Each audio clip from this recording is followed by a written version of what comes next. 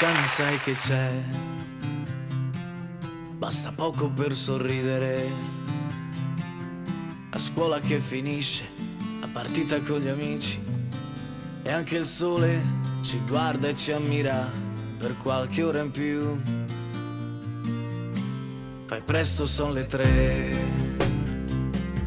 chiama tutti, Luca viene da sé, con la bici nuova che sua mamma poi non c'è, e tu porta il pallone che il campo lo faccio da me,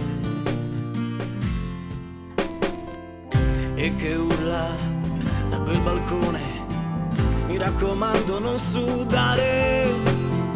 Ma in quel momento tutto il tuo mondo era il pallone. Sembra ieri che giocavi con quel 10 sulle spalle, dipingevi, e se correvi con quelle gambe corte davi l'anima e non mollavi mai. Quelle finte come i grandi, per gli avversari tradimenti. La grinta non ti manca, stringi sempre i denti, e non ti passa mai per la testa l'idea di perdere. E si capisce solo a guardarti come punti dritto in porta, la palla al piede come incantata si infila in rete.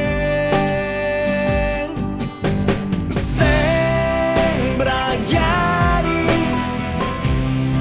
che giocavi con quel 10 sulle spalle, dipingevi, e se correvi con quelle gambe corte davi l'anima e non mollavi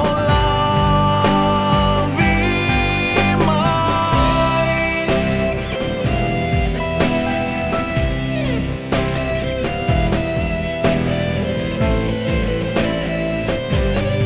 E se correvi con quelle gambe corte davi l'anima e non mollavi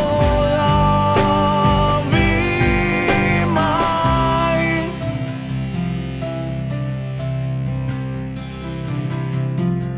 Ed oggi che sei tu a gridare dal balcone, ma come gli sorridi a quel numero 10 che a guardarlo mentre corre già ti assomiglia un po'.